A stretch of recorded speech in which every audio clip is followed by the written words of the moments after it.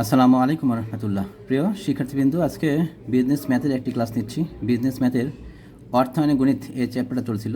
আজকে অর্থায়ন গণিতের বেশ কিছু অঙ্ক করে দিচ্ছি। সবাই দেখো, অর্থায়ন গণিতের আজকে যে অঙ্কগুলো করছি এটাও বেশি ইম্পর্টেন্ট।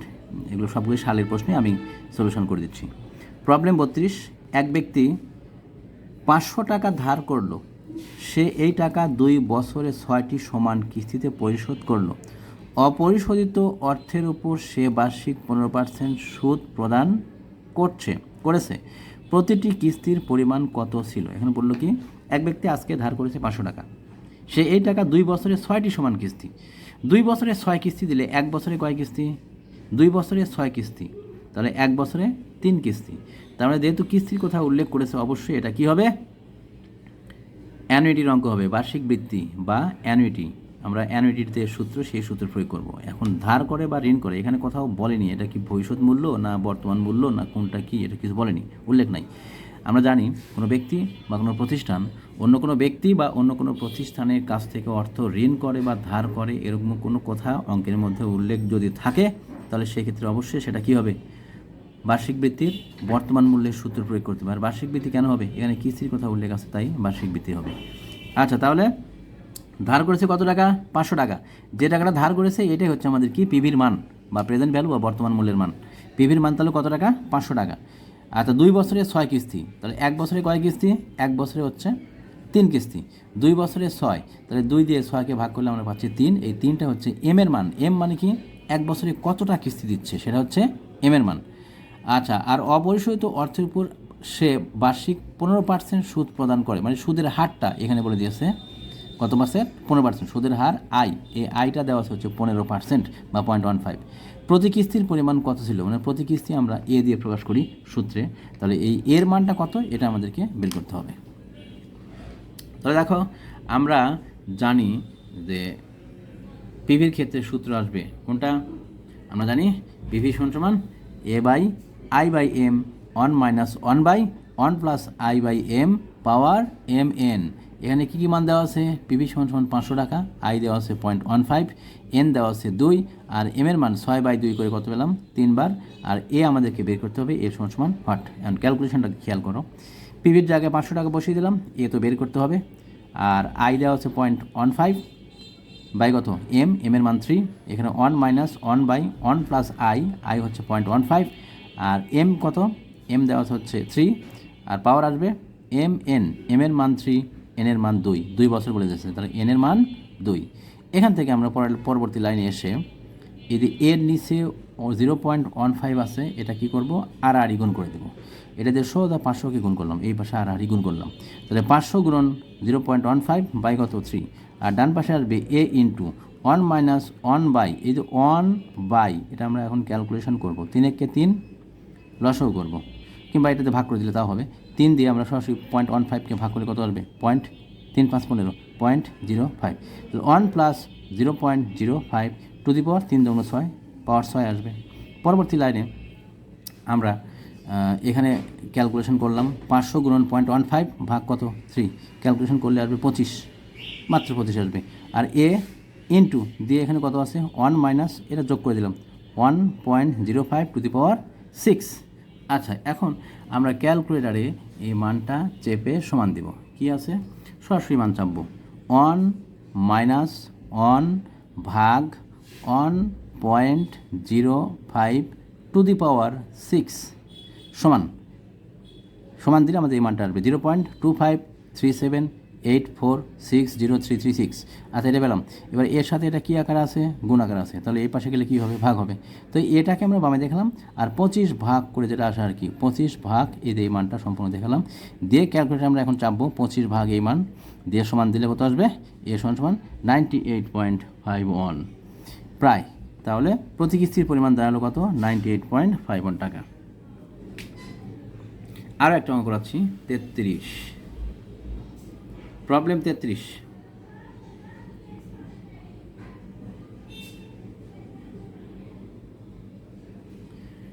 প্রবলেম 33। একজন ব্যবসায়ী 400 টাকা ধার করেছিল এবং সে 4টি সমান মাসিক কিস্তিতে পরিশোধ করল।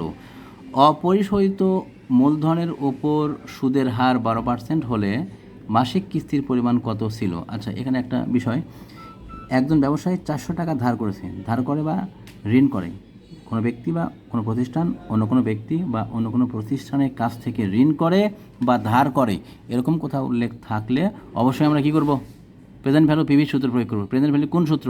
অ্যানুইটির সূত্র। কেন? এই যে এখানে বলে দিয়েছে সে 4টি সমান মাসিক কিস্তি, মানে কিস্তিতে টাকা পরিশোধ করে। যেহেতু কিস্তির কথা উল্লেখ আছে, অবশ্যই আমাদের এখানে কী করতে হবে, প্রেজেন্ট ভ্যালু কী হবে, অ্যানুইটির সূত্র প্রয়োগ করতে হবে। অ্যানুইটির কোন সূত্র? প্রেজেন্ট ভ্যালুর সূত্র প্রয়োগ করব। আচ্ছা, এবার বলছে সুদের হার কত পার্সেন্ট? 12%। সুদের হার 12% বলতে বোঝায় 100 টাকার 1 বছরের সুদ 12 টাকা, তার মানে সুদের হারটা দেওয়া আছে বাৎসরিক। আর তারপর কি বলছে, মাসিক কিস্তির পরিমাণ কত, প্রতি মাসে মাসে কয় টাকা করে কিস্তি দিচ্ছে, প্রতি মাস কোথায় পেলাম, এই যে বলেছে 4টি সমান মাসিক কিস্তি, 4 মাসে 4টা কিস্তি দেয়।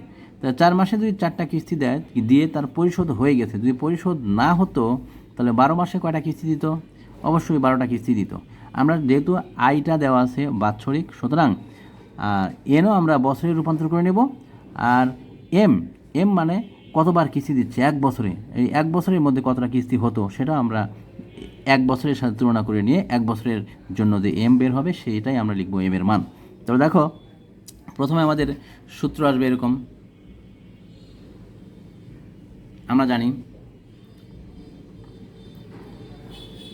পিভি সমান এ বাই আই। কেন? এটা অ্যানুইটির অঙ্ক আসবে, অ্যানুইটির প্রেজেন্ট ভ্যালুর যে সূত্র সেই সূত্র, মানে বার্ষিক বৃত্তির প্রেজেন্ট ভ্যালুর যে সূত্র, বর্তমান মূল্যের যে সূত্র, আমরা সেই সূত্রটা প্রয়োগ করছি।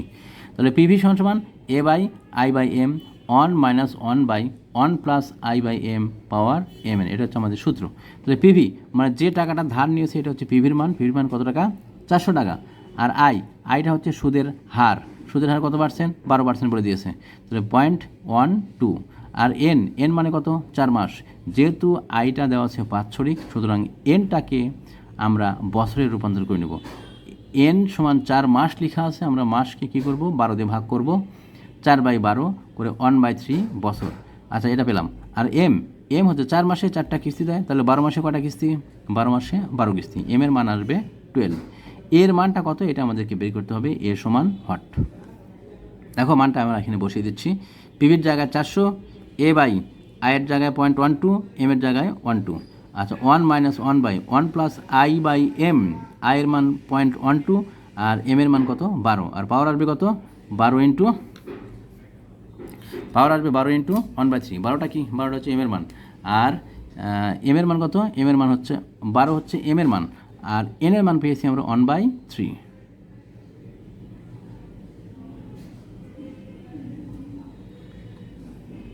দেখো পরবর্তী লাইনে এসে আমরা ক্যালকুলেশন করছি এখন।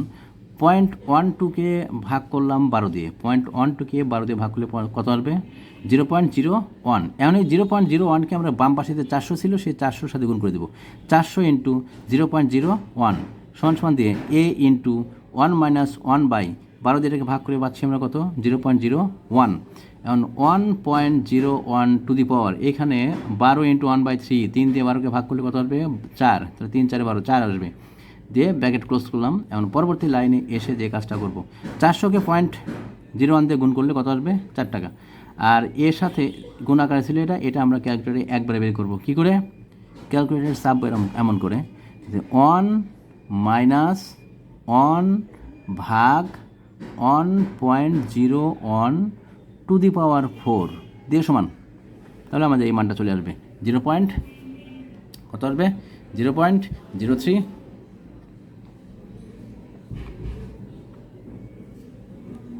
ক্যালকুলেটারে আমরা এই মানটা পাবো, সমান দিলেই 0.039011965552।